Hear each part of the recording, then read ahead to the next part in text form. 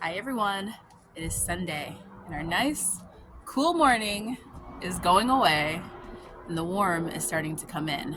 But we have a lot of things going on in our small space desert garden and an interesting story on what happened with our little quail. Hi everyone, welcome back to my channel. I'm Shamira Benson, one part of Team Benson, and today we are going to tour my desert garden here in Zone 9B, Phoenix, Arizona. So I am looking at everything, guys, and it is really taken off. For our temperatures to be getting as warm as they are, I think that I have really planned out my summer garden, and it is going to be an enjoyable summer garden is what I'm thinking. So I want to show you guys all of what I got going on, plus tell you the story of what happened with the quail. So let's get going. So guys, we're gonna start out here in my medicinal herb bed. So I have some yarrow right here, and I think that this is primrose. Instead of it being all the other things that I thought it was, I think it's primrose because it looks a lot like this that I know for sure is primrose. And then we also have our hyssop. My hyssop, I want it to bush out, so I think I'm gonna try topping it and seeing if it will bush out for me. We have our lemon balm right here. We have some thumb tom tomatoes. That it's so funny, guys. So our thumb tom tomatoes, they will fruit and then they'll go really ripe, and then this part will die and another one will come in, and so it just keeps regenerating itself. And when they're completely ripened, this is the orange hat thumb tom tomatoes, they taste good. If they're like not ripened, they're not so great. I remember growing these for a novelty, and I was like, that's a disgusting tomato. But once they are ripened, that's when you want to get them. They have to be completely ripened before they taste good. Just know that if you're growing the orange hat thumb tom tomatoes. Now we have my favorite sweet pepper. This is the sweet Marconi, which is sweet red Marconi, which is on its second fruiting. And look at this. This is doing really good this year. Now I saved these seeds from last year, my last plant, and I just regrew it. And now they fruited once and they did really good over the winter. I overwintered them. And now their second fruiting, guys, it's going really, really good. Speaking of what's going, look at all of my turmeric popping up. I don't remember which one is which, but I have orange and black and blue and I think another one, but these are the ones that Vic Nisi sent me. This is one of the turmerics. Now this is the other turmeric that I thought that this was turmeric popping up, but no, this is the turmeric that is popping up right here. This I believe is echinacea, because I put an echinacea seed in there a long time ago, never did anything. So then I planted the turmeric and forgot that there was even a seed in there because they're really small, and now I have both. But look at this, guys. This is amazing because my early girl tomato, which is my last tomato that went in, is starting to blush. So the bottom ones always blush first, and they're nice and they're healthy, no blossom end rot, no none of that, thank God. And then they start to blush more as they go up. But it's really doing really, really good. I am working really hard to single stem this one, make sure it stays nice and healthy, because this one has to grow further into the summer, and it's not going to probably like it all that much. Now below it we have some beets that I'm going to be taking out this week because the beet greens they're not so happy anymore, and I need more mulch. So we have the Detroit red beets right there and the Yukon gold right there. Now guys, I had an amazing beet season this year. I was pretty excited about it, but I had a couple little beets because I grew them in like the clusters. Forgot who originally did that, but I found out about it on Roots and Refuge channel, Jess, and she talked about who originally did it. It was the guy from the UK. And you grow them in like the little clusters, and then you just pull them out as they cluster, as like one gets bigger in the cluster. Well, these were the very last ones to get big. So I'm leaving these in here. They've been growing, but I am gonna pull them because it's getting a little hot for them. And I need more mulch in my garden. And as you guys know, I like to get mulch. I like to get everything from my garden as much as possible because we are trying to save up money for land, which if you guys were wondering where we were this week, mostly we were land shopping. So fingers crossed that that is going well. Now over here, I pulled up the peas because they are all dead. So I'm going to be squishing those up and putting those down for mulch. But our parsley, look at our parsley, just came back. I thought we were at the end of the season on that parsley. Nope, it is not. It is continuing to come back. At least this one over here. My other one, not so much. Now over here, we also have our okra. That okra's gotten pretty big. We have one right there and one right there. I might only grow 2 okras this year. So I might be thinning it out and pulling this one and that one and just leaving these 2. Normally I grow 3 and they haven't been doing that well with 3. Like it's been giving me like a mediocre kind of amount, which sometimes they do really good, sometimes it's like pretty mediocre, but I think I'm only going to do 2 this year. And then we have our onions right in front of it, and look at how nice our onions are, guys. Like these onions are getting some good stalks on them. So I'm pretty sure that we're going to grow onions this year, at least right here in this spot, and it's going to be amazing. Above it we have cement, and we have our Chinese red long noodle bean, which is living its best life and growing. If you guys are looking for a bean to grow in the summertime in a hot climate, the Chinese red long noodle bean does amazing. I'm gonna do a whole video on this, on things that I have selected that are going to do well in the Arizona summer. And I have learned to cook these things too. Like my Chinese red long noodle beans and like my Armenian cucumbers, I've learned how to use them in a way that we love them and we can enjoy them coming out of the garden, and we don't have to fight with the shade cloth as much. Because although I do like having some things that I know that I'll just have to shade cloth, like even my okra, I know I'll probably have to give that a little bit of shade once it gets a little bit bigger, but there are some things that I just don't want to have to worry about. And if I can shade cloth less of my garden because I've planted things that will naturally grow in this heat, then that's a win for me. In one pot over here we have our lemongrass, and in this pot over here we have our big beefsteak tomato. Now this tomato is going to get a really big trim today. I am gonna see if I can keep it. Most people have been saying try to see if you can keep it because you can possibly save it. It is growing new leaves, but it's pretty dead and it probably could just use a trim. So I think I'm gonna take all the tomatoes off of it and then take off all the dead leaves and anywhere where it's just dead, and then let it grow and see what happens. But the other part of me is just saying, oh guys, it's time. It's that time of the season where I just need to take it out because I can put something else there, or you know, we've had a ton of these coming in. Now this is the one I planted for my mom, which I am a little bit sentimental about. Now over here we have another turmeric looking amazing. I cannot wait to see which is which in the long run once they're done. And then we have our Armenian cucumber, which is getting even bigger by the day. I had planted 4 seeds in hopes that I would have 2 plants, and you know what? I got 2 plants. Very thankful for that. And over here we have some cilantro surrounded by a bunch of mess, but I don't even know how that cilantro is living, guys. It is just surviving on its own right now. We have our zucchini here, and we have another one over there. Those ones are Black Beauty zucchinis. And in the middle, we are growing all of our onions, which now that we have all of the greens taken out of here, these are starting to do a lot better. And once it gets more sunlight, which in the morning, the sun is coming in this way, and it's giving this area more sun. So these will grow a lot better. And then we have our Roma tomato right back there, which is finally getting more sun. Guys, I did trim it up because it needed a trim, and I accidentally cut off the branch with the first of the tomatoes on there. So that was a little sad, but we still have some tomatoes coming in right there. And despite us stepping on it like every day, our nasturtium is still living. Now let's talk about this potato bed and our baby quail.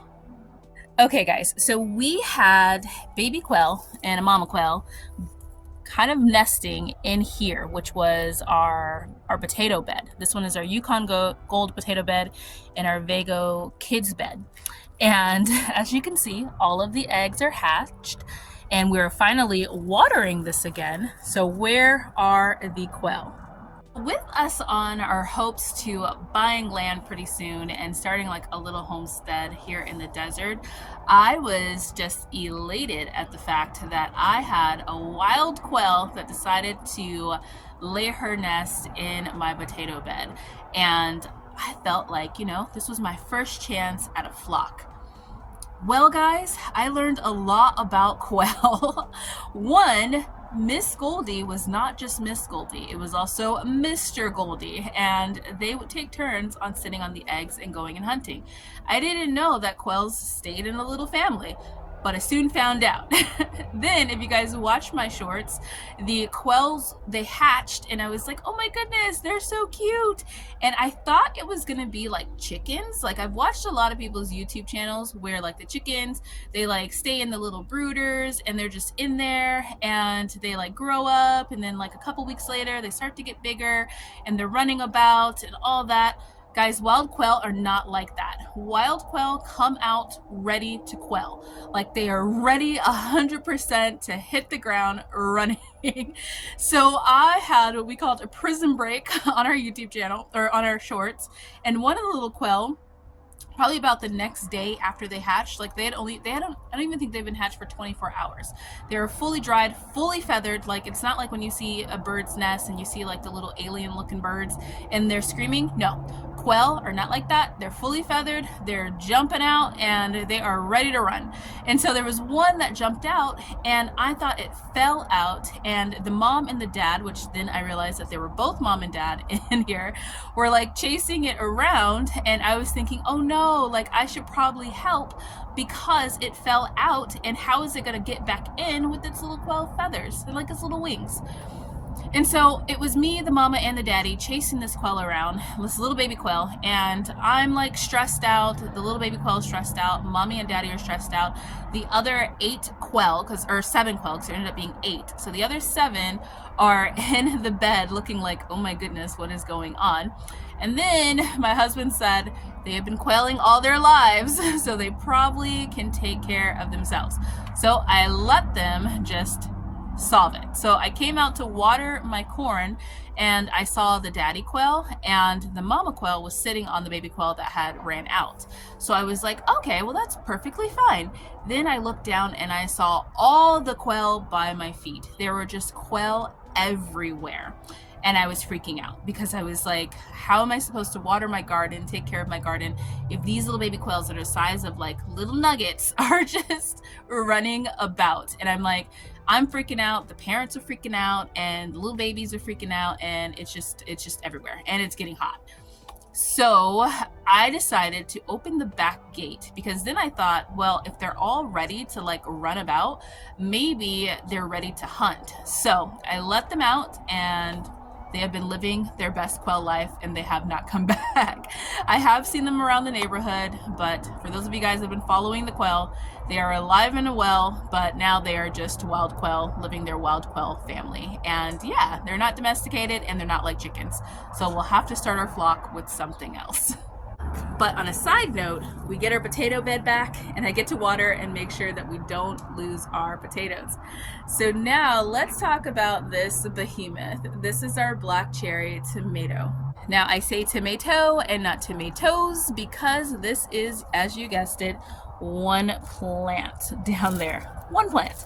Now I did lose my basil, which I saw, and I didn't realize that at first, but once I got the black cherry cut back a little bit, I saw that I lost my basil, which is sad. But we did plant another one. Now this thing is growing on all of my arches, well, 2 of my arches, and we have already pulled off just buckets and pounds of black cherry tomatoes. But as you can see, they are still going. So we're gonna have enough tomatoes to feed an entire army. What is starting to get a little bit more space here and more sun is gonna be my shishito peppers, which actually look really great, but I just haven't harvested the shishito peppers off of them so they're dried up, and they need some tender love and care because as you can see, they're starting to fruit again, and we want shishito peppers again. And now that I can see the plants, I can take care of them. So I'm going to be doing a video on what I do to take care of my pepper plants before the summer. And we have 3 of them here. This is another of the shishitos. Back there is Miss Eggy, who's happy about getting more sunlight. There is a chocolate mint right there, but it's hard to get to.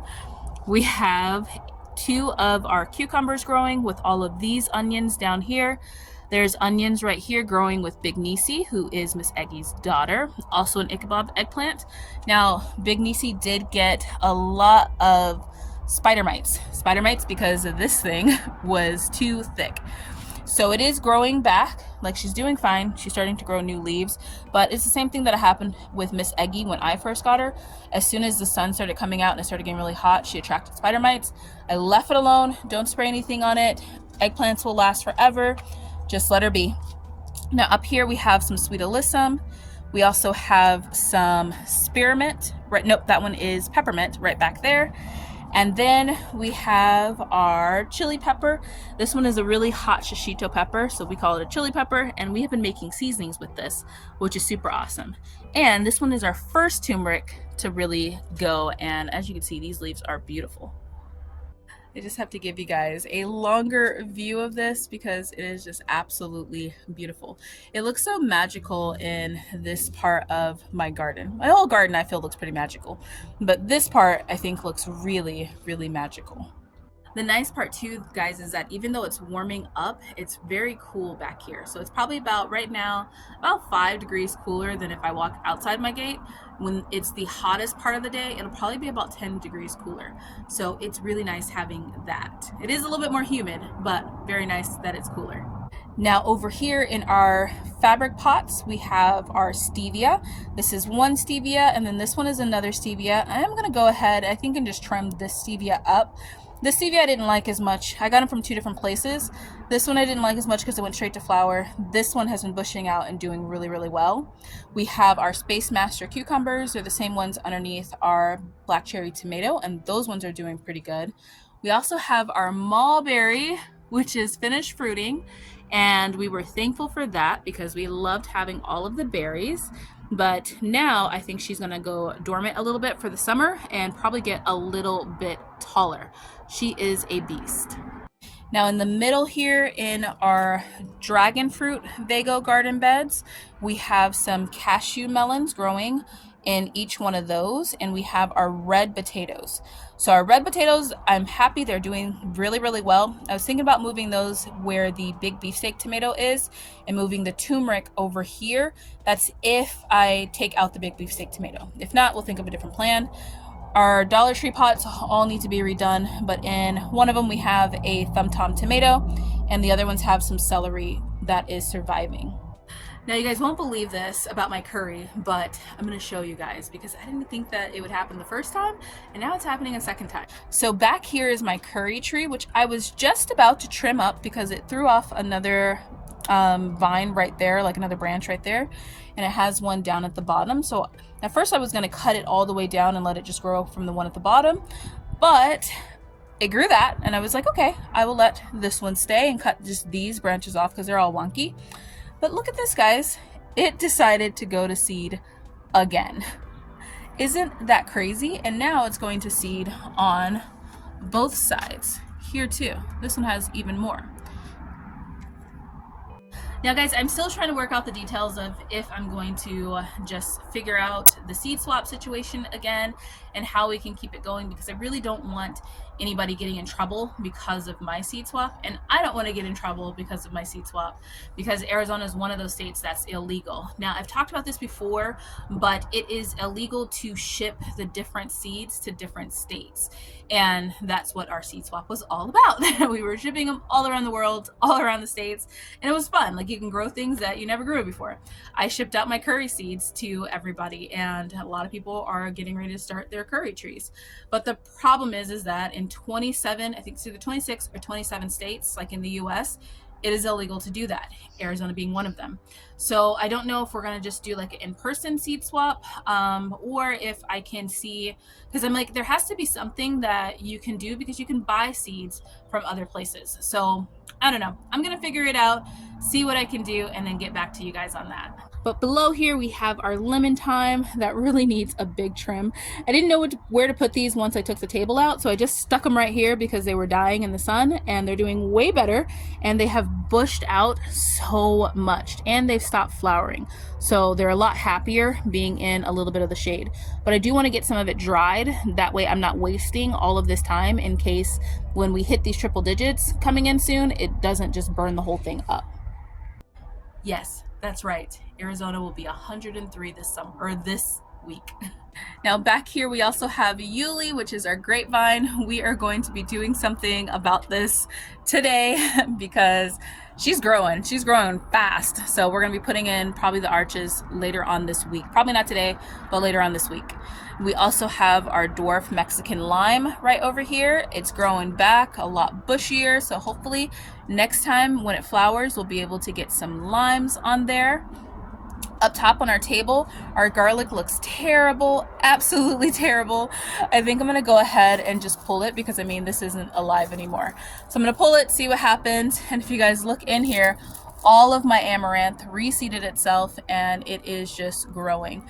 This amaranth I probably should move because these onions are doing really good, and I don't want the onions to get any type of damage to their bulbs because of the amaranth roots. So I'm probably gonna move that into there once I pull this garlic out.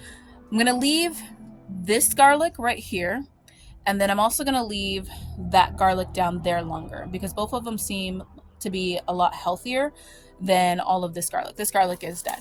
So hopefully we get some garlic. If not, we have some leaves to use as mulch, which is perfect because we have things below it like our Mexican gray squash, which is starting to do really well. So funny, this seed actually popped up, but it is a Mexican gray squash, so I think I'm just gonna leave it down there. And then remember when we cut all of our onions like last week? They are already growing back. This is insane. Look at that. That is a huge stalk already. So onions is one of those things you want to have in your seasoning profile, of course, because onions go with everything, but green onions in particular, because that is what I make my onion powder out of. I take those leaves, I snip them, and I dehydrate them, blend them up with some salt, so I make like an onion salt, and that's what I just use for seasoning, and it works out really well. Also, if you want to have like the best ranch dip ever, you just take that onion salt and mix it into some sour cream, and it is delicious. You can add some parsley, you can add some dill, any of that if you want, or you could just use it as the onion salt, but it's great. Guys, I told you there was a lot of stuff out here. We are planting a lot in our little small space garden. As you can see, wall to fence, we're just trying to fill it up. Now we have our corn, which look at our corn. Our corn is doing so good this year. I'm excited. I've been paying attention to watering it and it is really, really flourishing. We also have a little bitty thing of onions right here in the middle that I didn't want to take out because now that they're getting full sun, they're doing really, really well and starting to get a lot bigger stalks. So I think we're gonna get some onions there. We have our Swiss chard pack that I am going to harvest a lot of because I want to make sure that it's staying healthy, and it's growing in new leaves right now, so I just want to make sure that it stays healthy. So I'm going to go ahead and trim that up. I also think that it's time finally to take out our lettuce. I think that we've gotten some nice seeds that are going to be fully full of those great genetics and so I'm going to be taking that out, and then below it we have some onions kind of packed in there too, a few places. These leaves I'm also going to dry out so that then we can use these for mulch over here in this bed. As you can see, we already started using some of our older green leaves that I had dried out for mulch to kind of cover everything to hold some water in there. Our radish patches. Now our radishes are doing good, except for over there, but our turnips did not. But I'm excited because we got a few radishes. I thought it might be too late and it might get hot too quickly, but it looks like they are doing something, so I'm excited about that. Over here we have our rosemary in a pot here. We have a new banana pepper that I couldn't pass up because it was like on sale. And I was like, why not? So I got a banana pepper. We have some garlic chives. Now this is my cascading Vego garden bed, the one that I use for my herbs. We have some garlic chives. We have some parsley right there, and one that I cut way back because it was infested with aphid, so I cut that one way back. We have our sage right there. We have some fennel right there. Fennel Ardil, but I'm thinking it's fennel. We have some Greek thyme, some Greek oregano. That is a basil that we had in the house that I just put out here. So I just hardened it off a little bit and put that out here. And then up here we have some Thai basil up here that I'm getting ready to save for seeds too. All of these I think are good to go. Underneath it is some sage, and then we have our trio that I'm going to be breaking apart, which is sage, rosemary, and thyme. And then we have some leeks right here. Now this bed is going to get redone on the top because, as you can see, it is just dropping day by day. Now guys, I do truly love growing in these Vego garden beds. I started growing in them because they actually sponsored our channel, and I have fallen in love with them because it helps that they're so sturdy and that they're very durable. Now, one of the things in the Arizona sun is trying to protect those garden beds, and it is hard because this sun is terrible, but these metal beds are doing really, really well. They don't get really hot or anything like that, so it's not like burning the roots. At least last summer it did not, because I did start them in the hottest part of the summer and my plants did just well. But I am getting used to how to fill them, and this one right here, I don't think I filled it correctly, and that is why my worms, because I put composting worms in them, and my worms ate through everything that I put in there. Like, it just demolished it. And so now the soil level's really low, and I need to have some more compost and probably like some steer manure in there too, to let those worms have something more to eat. Eventually they'll stop producing, the worms will stop reproducing so fast, and then it'll kind of level itself out. Now also back here we have our sweet marjoram and then our spearmint.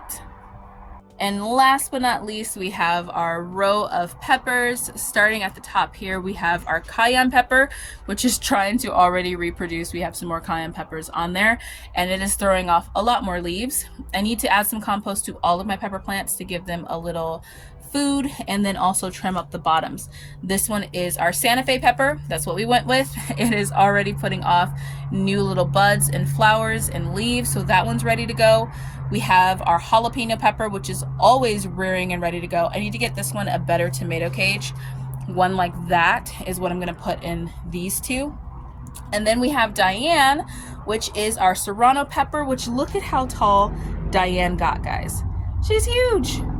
Then lastly, we have our Anaheim pepper, which is needing a trim. It got really bushy at the bottom, so I want to go ahead, because this one kind of, as you can see, it kind of laid itself down and then grew up. So I'm going to add some compost to cover up those roots, and then also we are going to trim up the bottom so that then we can get it growing nice and tall. And look at all of these little buds on it too.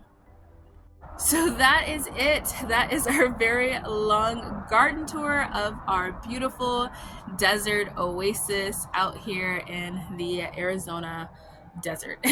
And it's one of my favorite places back here in my garden. You guys, growing your own food, it's daunting at first, but once you get the hang of it, once you know what grows well in your climate, once you know how to work with your space and the dimensions of your space, you can grow a lot of food, guys. We grow a lot of vegetables back here for my family. I'm so thankful for it. We're able to fill our freezer, fill our medicine cabinets, fill our herb cabinets, all of those different things in this little space. So it just takes you working with your space that you have, trying something new, trying new plants, seeing what works, seeing what doesn't work, and working on your soil. Get your soil to where it is going to be healthy and happy and organic. Don't spray things on it, and it'll grow really well for you. But until next time, grow yourselves a garden, because even a small space can provide you with tons of food. Bye guys.